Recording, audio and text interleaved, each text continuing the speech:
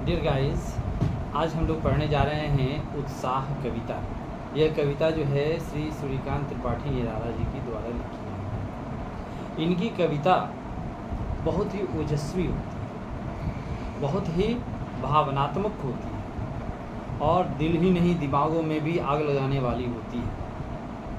और ख़ास करके इन्होंने जो यह कविता लिखी है युवकों के बारे में लिखी है।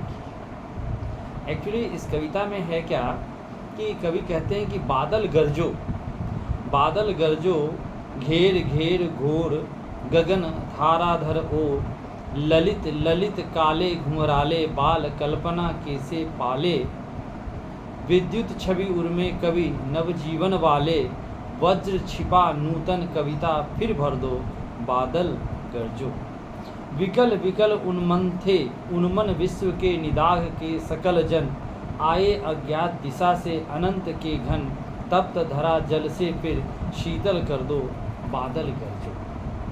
ये इस कविता में कवि कहते हैं बादल को कि बादल तुम आओ। पृथ्वी जो है धरती माता वह सूर्य की तपन से परेशान है, जगह जगह दरारें पड़ गई हैं, फसल सूख गए हैं, चारों ओर हाहाकार मच रहा है। इस अवस्था में वर्षा का आना बहुत ज़रूरी है। और वर्षा कब आएगा? जब बादल उमड़ घुमड़ कर आएंगे। क्योंकि तुम्हारे अंदर कवि आह्वान करते हैं कि बादल तुम्हारे अंदर बिजली है, बिजली की कड़क है, और उस बिजली की कड़क धूम मचाते हुए आवाज़ करते हुए तुम आओ और धरती की प्यास को बुझा दो।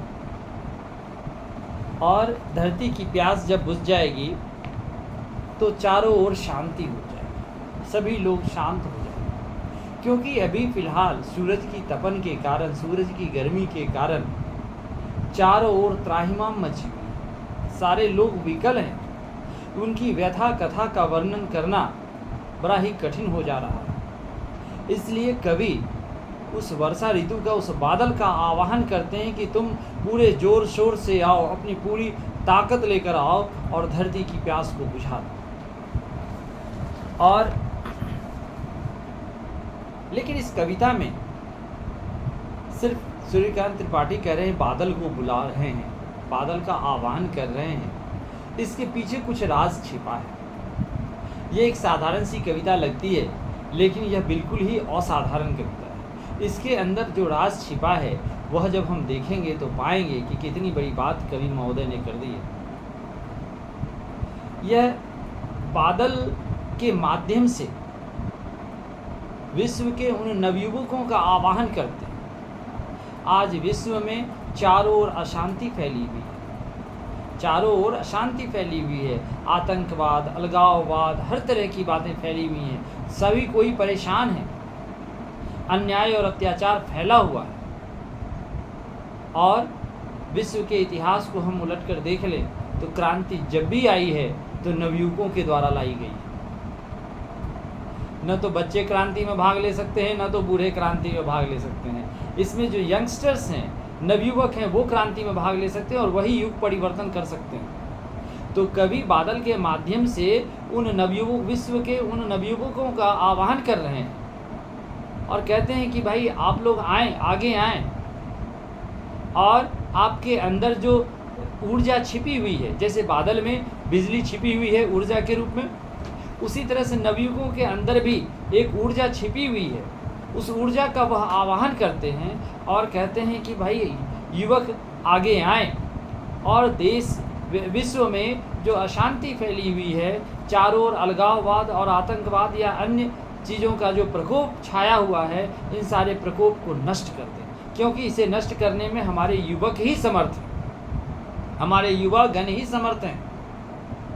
तो बादल का पर्सनिफिकेशन है, बादल एक प्रतीक मात्र है। सच बात तो यह है कि कवि उन नवयुवकों का आह्वान कर रहे हैं बादल के माध्यम से।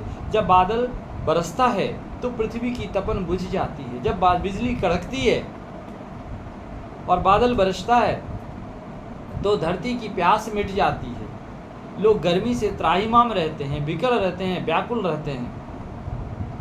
लेकिन जब बारिश हो जाती है तो चारों ओर शांति फैल जाती है। गर्मी से जो हो रही थी तपन, वो नष्ट हो जाती है और एक अचल शांति फैल जाती है। उसी तरह से जब क्रांति आएगी, नवयुवकों के द्वारा क्रांति लाई जाएगी, तो फिर एक युग परिवर्तन होगा और युग परिवर्तन के बाद संसार में फिर से एक बार सतयुग फैल जाएगा। ये आग की तप, सूरज की तपन, धरती की गर्मी, ये सब प्रतीक मात्र है उस आतंकवाद और अलगाववाद या जो भी अन्याय अत्याचार हो रहा है उसको वह परिलक्षित करता है। लेकिन जब युवा लोग क्रांति लाएंगे, बादल की बारिश होगी तो तपन बुझेगी धरती की। युवा जब क्रांति लाएंगे तो धरती में जो अशांति फैली हुई है वो अशांति नष्ट हो जाएगी और फिर से राम राज्य की स्थापना हो जाएगी। Thank you, have a nice day.